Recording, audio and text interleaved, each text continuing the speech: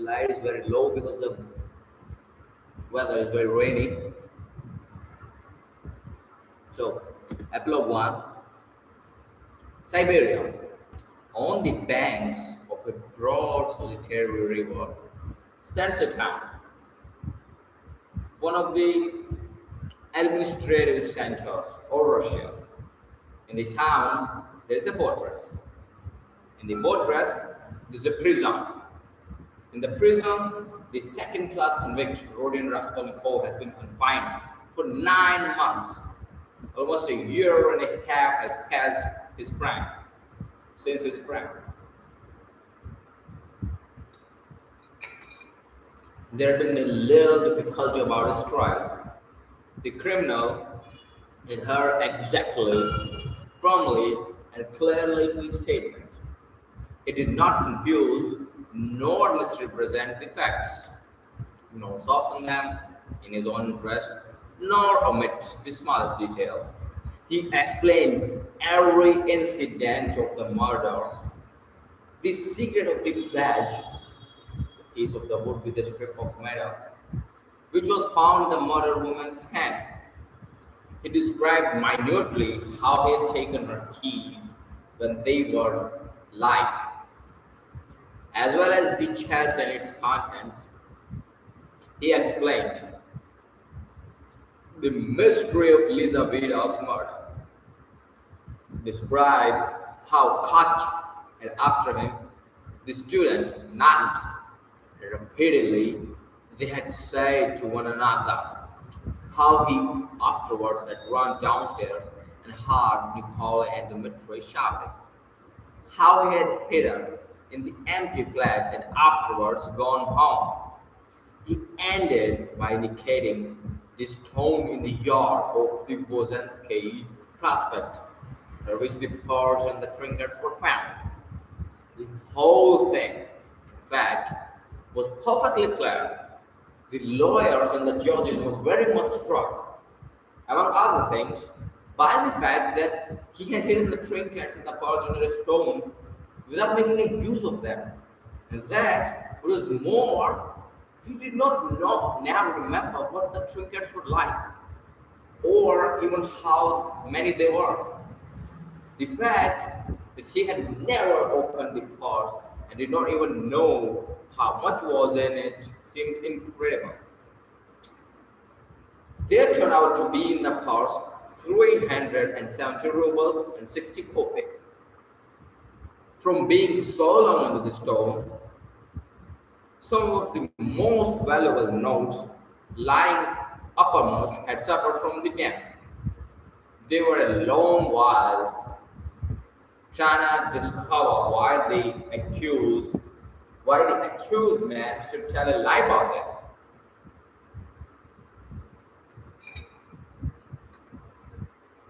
But about everything else, he had made a truthful and straightforward confession. Finally, some of the lawyers, more versed in psychology, admitted that it was possible he had not looked into the purse, so didn't know what was in it when he hid it on the stone. Let's take the laptop to there because it is lagging here.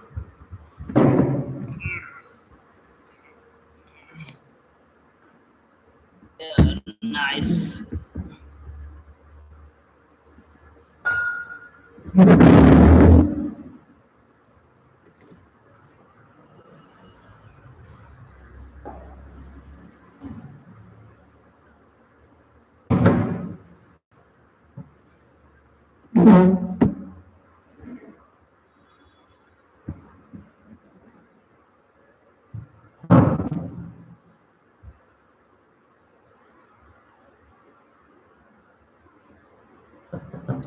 Good. Pretty much good.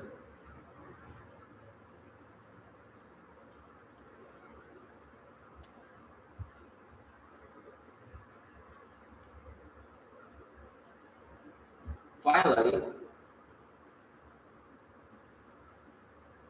some of the lawyers, more versed in psychology, admitted that it was possible he had not really looked into the purse, and so didn't know what was in it when he hid it under the stone. But they immediately drew the deduction that the crime could only have been committed through temporary mental derangement, through homicidal mania, without object or the pursuit of gain.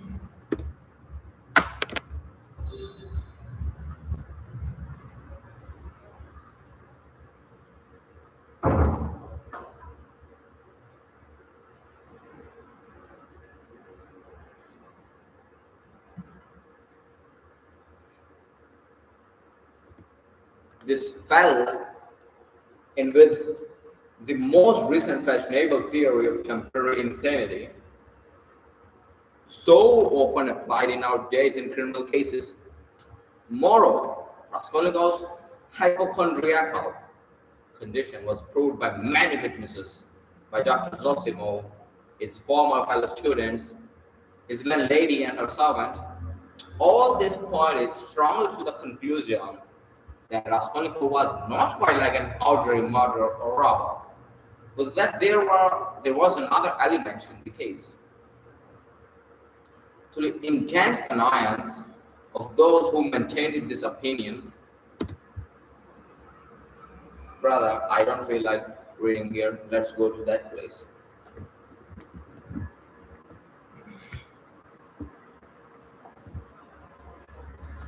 Yes, this looks pretty much good.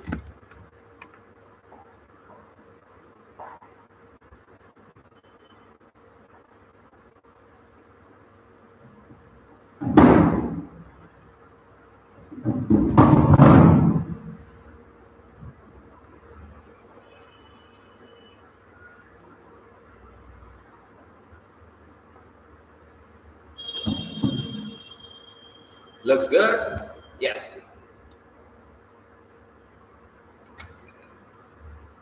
Actually, let me tell you the real problem. Actually, I have to get light, but the ceiling fan is there, is here, is closer from this position. While I was there, I was literally on the verge of sweating, and I hate sweating. So that's the reason. To the intense annoyance of those who maintained this opinion, the criminal scarcely attempted to defend himself.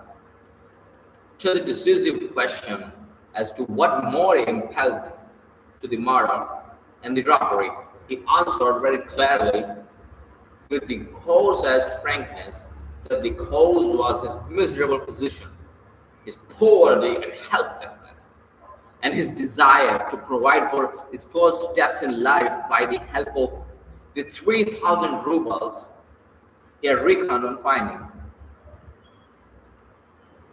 He had been led to the murder through his shallow and cowardly nature, exasperated moreover by privation and failure. To the question what led him to confess, he answered that it was his heartfelt repentance.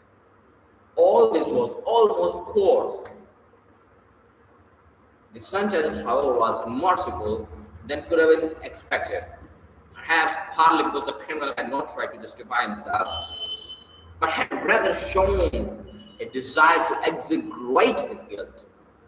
All the strange and peculiar circumstances of the crime were taken into consideration. There could be no doubt of the abnormal and poverty-stricken condition of the criminal at the time. The fact that he had made no use of what he had stolen was put down partly to the effect of remorse, partly to his abnormal mental condition at the time of the crime. Incidentally, the murder of Lizaveta served indeed to confirm the last hypothesis. A man commits two murders and forgets that the door is open. Finally, the confession at the very moment when the case was hopelessly muddled by the false evidence given by Nikolai through Melancthonian fantasy. And when, moreover, there were no proof against the real criminal, no suspicions even, Porfiry Petrovich fully kept his word. And this did much to soften the sentence. Other circumstances, too, in the prisoner's favor, came out quite unexpectedly. Razumihin somehow discovered and proved that while Raskolnikov was at the university, he had helped a poor consumptive fellow student and had spent his last penny supporting him for 6 months. And when this student died, leaving a disreputable old father from whom he had maintained almost from his 10th year. Wow.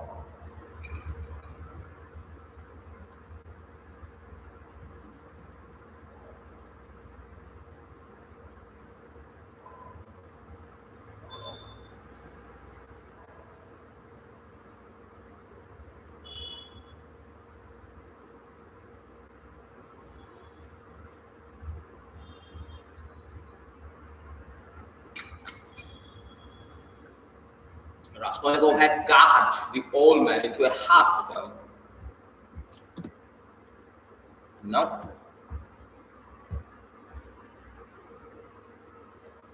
And paid for his funeral when he died. Raskolnikov's landlady bore witness. 2. That when they had lived in another house at 5 Corners, Raskolnikov had rescued 2 children from a house on fire and was burnt in doing so. This was investigated and fairly well confirmed by many witnesses. These facts made an impression in his favor. And in the end, the criminal was, in consideration of extenuating circumstances, condemned to penal servitude in the 2nd class for a term of 8 years only. At the very beginning of the trial, Raskolnikov's mother fell ill. Donia and Razumihin found it possible to get her out of Petersburg during the trial. Razumihin chose a town on the railway, not far from Petersburg, so as to be able to follow every step of the trial and at the same time see Avdoria Ivanovna as often as possible. Pulcheria Alexandrovna's illness was a strange, nervous one and was accompanied by partial derangement of her intellect. When Donia returned from her last interview with her brother, she had found her mother already ill, in feverish delirium. That evening, Razumihin and she agreed what answers they must make to her mother's questions about Raskolnikov and made up a complete story for her mother's benefit of his having to go away to a distant part of Russia on a business commission, which would bring him in the end money and reputation. God, I don't want to sweat. But they were struck by the fact that Pulcheria Alexandrovna never asked them anything on the subject, neither then nor thereafter. On the contrary, she had her own version of her son's sudden departure. She told them with tears how he had come to say goodbye to her, hinting that she alone knew many mysterious and important facts, and that Roy had many very powerful enemies, so that it was necessary for him to be in hiding. As for his future career, she had no doubt that it would be brilliant when she saw and sinister influences could be removed. She assured Razumihin that her son would be one day a great statesman, that his aerial and brilliant literary talent proved it. This article she was continually reading. She even read it aloud, almost took it to bed with her, but scarcely asked where Rodia was, though the subject was obviously avoided by the others, which might have been enough to awaken her suspicions. They began to be frightened at last at Pulcheria's strange silence on certain subjects.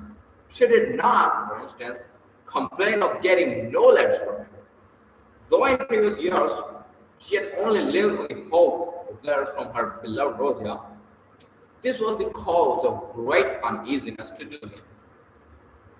The idea occurred to her that her mother suspected that there was something terrible in her son's fate and was afraid to ask, for fear of hearing something still more awful. In any case, Junia saw clearly that her mother was not in full possession of her faculties. It happened once or twice, however, that Pulcheria gave such a turn to the conversation that it was impossible to answer her without mentioning where Rolia was. And on receiving unsatisfactory and suspicious answers, she became at once gloomy and silent. And this mood lasted for a long time. Dunia saw at last that it was hard to deceive her and came to the conclusion that it was better to be absolutely silent on certain points. But it became more and more evident that the poor mother suspected something terrible. Dunia remembered her brothers telling her that her mother had overheard her talking in her sleep on the night after her interview with Surigalo and before the fatal day of the confession.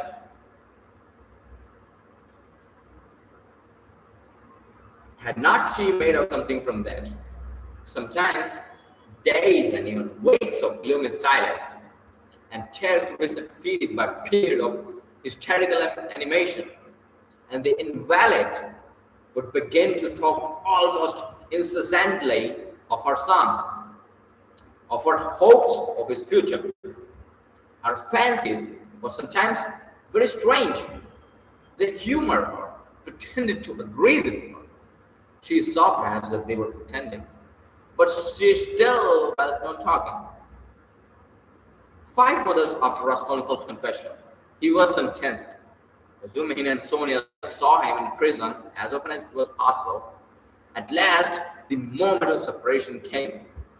Dunia swore to her brother that the separation should never be forever. Razumihin did the same.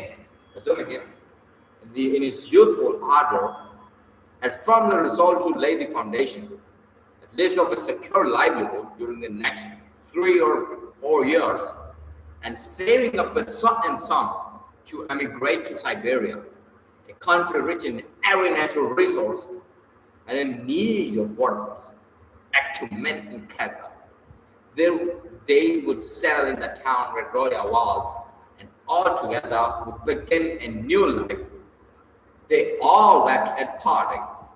Raskolnikov had been very dreamy for a few days before. He asked a great deal about his mother and was constantly anxious about her. He worried so much about her that it alarmed Dunia. When he heard about his mother's illness, he became very gloomy. With Sonia, he was particularly reserved all the time. With the help of the money left to her by Surigailov, Sonia had long ago made preparations to hold the party of convicts in which he was dispatched to Siberia. Not a word passed between Raskolnikov and her on the subject, but both knew it would be so. At the final leave-taking, he smiled strangely at his sisters and resumed his fervent anticipations of their happy future together when he should come out of prison, predicted that their mother's illness would soon have a fatal ending. Sonia and he at last set off. 2 months later, Dunia was married to Razumihin. It was a quiet and sorrowful wedding. Porfiry Petrovich and Zosima were invited, however.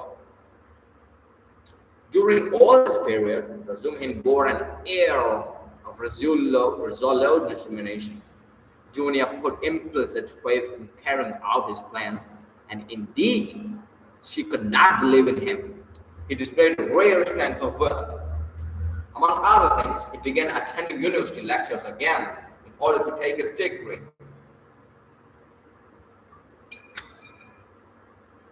They were continually making plans for the future, both counted on the settling in Siberia within 5 years at least.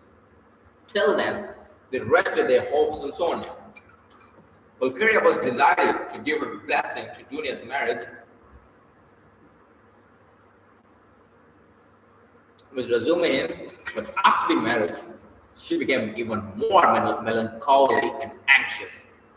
To give her pleasure, Razumihin told her how Raskolnikov had looked after the poor student and his decrepit father, how a year ago he had been burnt and injured in rescuing two little children from a fire. These two pieces of news excited Pulcheria's disarded imagination almost to ecstasy. She was continually talking about them, even entering into conversation with strangers in the street, though Junior always accompanied her. In public conveniences and shops, wherever she could capture a listener, she would begin in the discourse about her son, his article, how he helped the student, and how it had been burned at the fire and so on. Junior did not know how to restrain her. Apart from the danger of her morbid excitement, there was the risk of someone recalling Raskolnikov's name and speaking of the recent trial. Pulcheria found out the address of the mother of the two children and her son. With the two children her son had saved and insisted on going to see her. At last, her restlessness reached an extreme point. She would sometimes begin to cry suddenly and was often ill and variously delirious. One morning, she declared that by her reckoning Rodya ought soon to be home. That she remembered when he said goodbye to her. He said that they must expect him back in 9 months.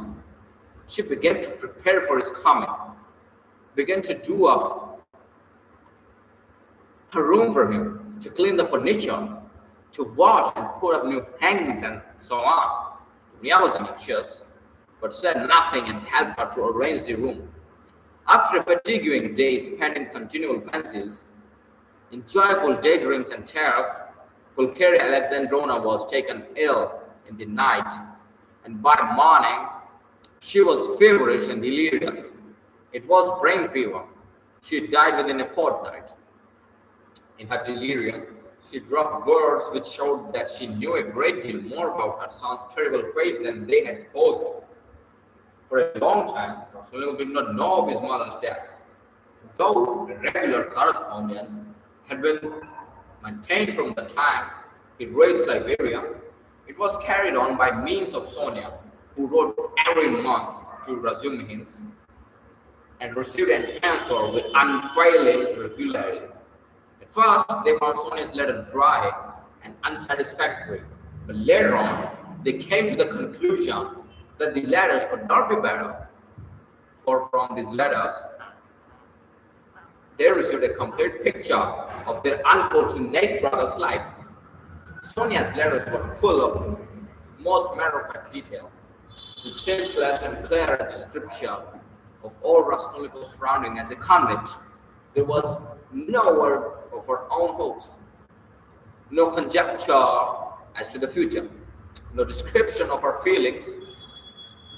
Instead of any attempt to interpret his state of mind and inner life, she gave the simple facts, that is, his own words for an exact account of his health, what he asked for at the interviews, what commission he gave her, and so on. All these facts she gave with extraordinary minuteness. The picture of their unhappy brother stood out at last with great clearness and precision. There could be no mistake because nothing was given but facts. But Julia and her husband could get little comfort out of the news, especially at first. Sonia wrote that he was constantly sullen and not ready to talk, that he scarcely seemed interested in the news she gave him from the letter, that he sometimes asked after his mother, and that when, saying that he had guessed the truth, she told him at last of her death. She was surprised to find that he did not seem greatly affected by it. or externally at any rate.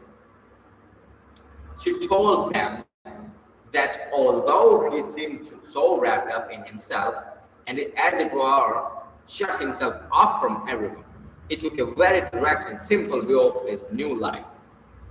That he understood his position, expected nothing better for the time, and no ill-founded hopes, as is so common as his position, and scarcely seemed surprised at anything in his surroundings, so unlike anything he had known before. She wrote that his health was satisfactory. He did his work without shirking, or seeking to do more. He was almost indifferent about food. But except on Sundays and holidays, the food was so bad that at last he had begun glad to accept some money from her, Sonia, to have his own tea every day. He begged her not to trouble about anything else, declaring that all this fuss about him only annoyed her.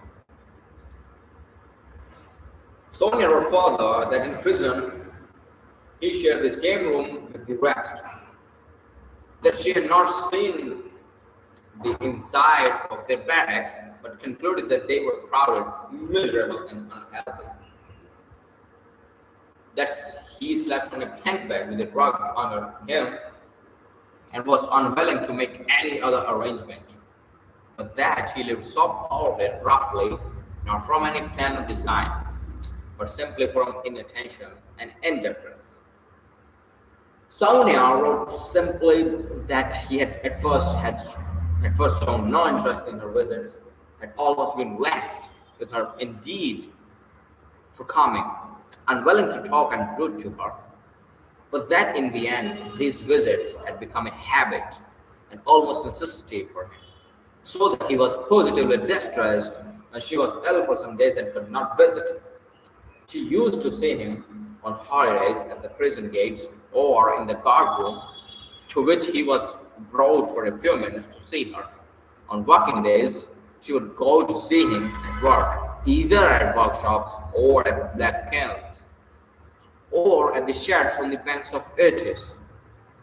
About herself, Sonia wrote that she had succeeded in making some acquaintances in the town, that she did sewing, and as there was scarcely a dressmaker in the town, she was looked upon as an indispensable person in many houses. But she did not mention that the authorities were, through her, interested in Raskolnikov, that his task was light, and so on. At last, the news came. Junior had indeed noticed signs of alarm and uneasiness in the preceding letters, that he held aloof from everyone, that his fellow prisoners did not like him, that he kept silent for days at a time and was becoming very pale. And in the last letter, Sonia wrote that he had been taken very seriously ill and was in the convict ward of the hospital. Okay, first ended. Hula.